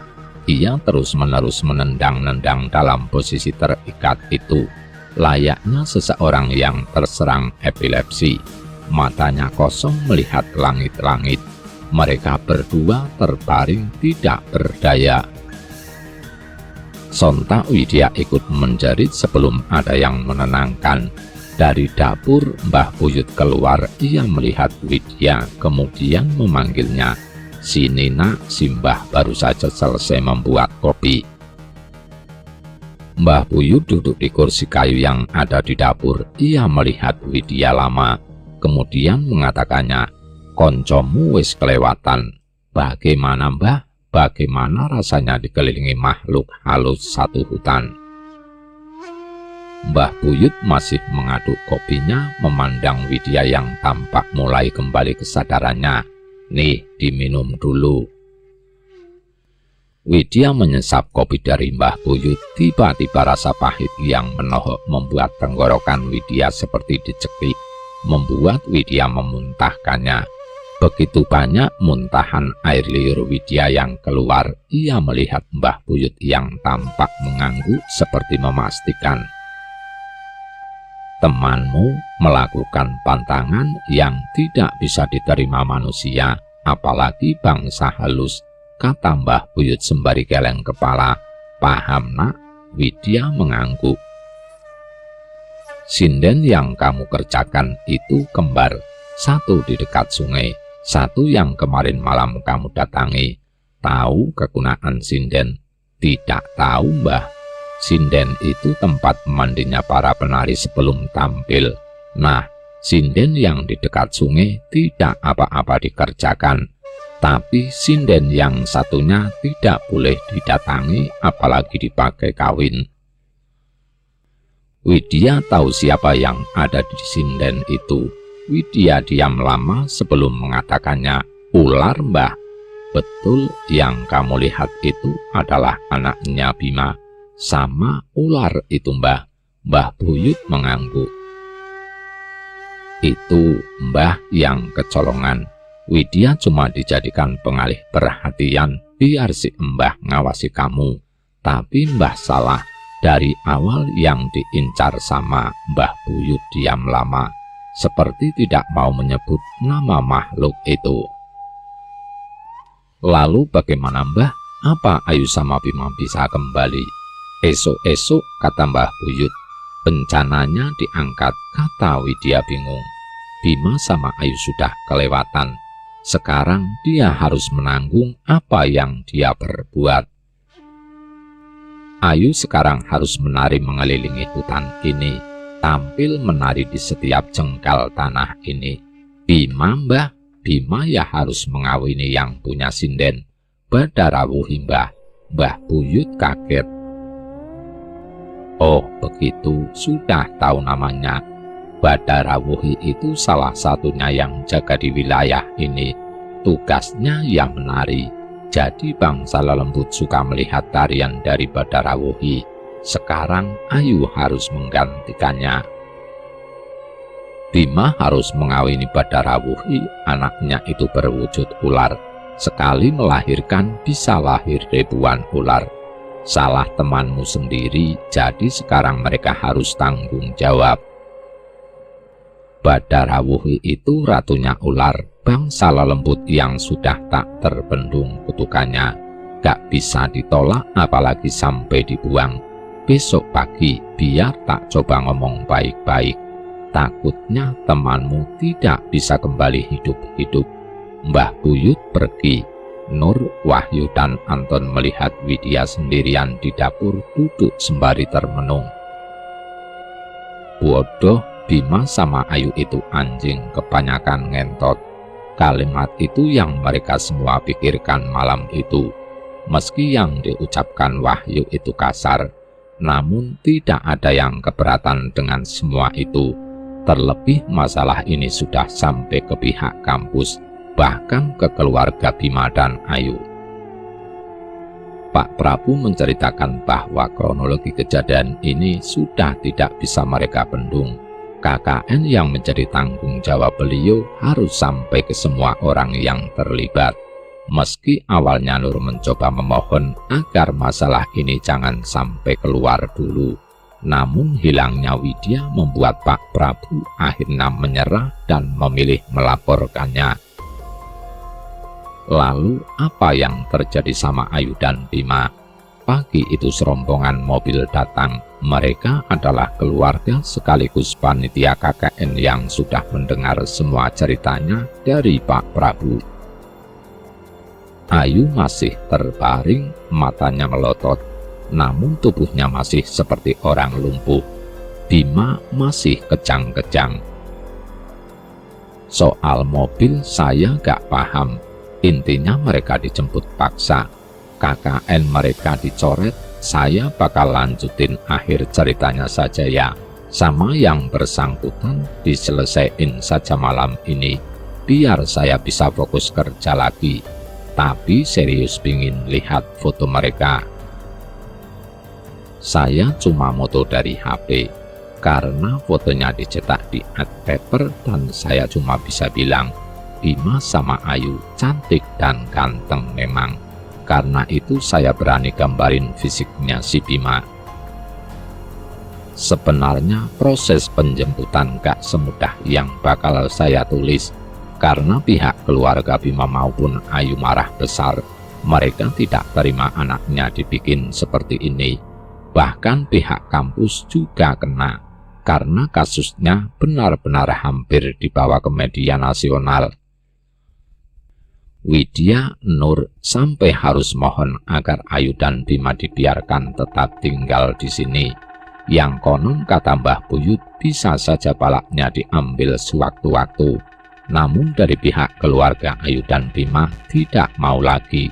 Mereka tetap membawa Ayu dan Bima. Hasilnya bagaimana? Ayu hanya bisa tidur dengan mata terbuka terus-menerus. Widya pernah diceritain oleh ibunya bahwa kadang ia melihat mata Ayu meneteskan air mata, tapi setiap ditanya dia hanya diam, tak menjawab. Ayu akhirnya meninggal setelah 3 bulan dirawat. Abangnya merasa bersalah. Sampai hampir mau mengamuk di desa itu, namun Pak Prabu pun sama. Seharusnya sejak awal saat Ayu memohon diizinkan KKN di sana, ia tegas menolak. Alasannya memang tempat itu tidak baik untuk ditinggali mereka yang masih bau kencur. Bima bagaimana? Meninggal juga. Malam sebelum dia meninggal, Bima teriak minta tolong. Tapi ketika ditanya kenapa dan minta tolong apa, Bima berteriak, ular, ular, ular. Ia meninggal lebih dulu dari Ayu. Tubuhnya dikebumikan. Orang tuanya awalnya masih mau memperpanjang masalah ini sama pihak kampus, tapi akhirnya dicabut dengan catatan KKN tidak lagi diadakan di Timur Jawa lagi. Sejak saat itu, kampus ini hanya memperbolehkan KKN ke arah barat, tidak lagi ke timur, apalagi desa yang jauh. Ada hal yang bikin saya rada susah gambarin adalah narasumber Widya disamarkan. Setiap beliau bercerita, beliau hanya menceritakan intinya, dan saya harus ngatur ulang ceritanya agar nyambung. Terlepas dari itu, saya ingat tiap dia cerita, tangannya gugup seperti tidak mau mengulang peristiwa itu. Apapun itu, saya berharap cerita ini mengandung hikmah bagi kalian yang membacanya. Untuk peserta KKN-nya pun sebenarnya bukan 6 orang, tapi 14 orang. Saya perpendek untuk mempersingkat cerita beliau yang saling berkaitan satu sama lain. Untuk kesalahan pengetikan dan bikin kentangnya saya mohon maaf sebesar-besarnya. Memang benar, manusia itu merasa besar, padahal sesungguhnya ada kebesaran lain yang membuat manusia gak ada apa-apanya di balik kalimat kecil. Dimanapun kalian berada, junjung tata krama saling menghormati, saling menjaga satu sama lain, dan senantiasa bersikap layaknya manusia yang beradab. Saya undur diri untuk waktu yang tidak ditentukan. Cerita ini diambil dari Twitter Simple Man. Wassalam.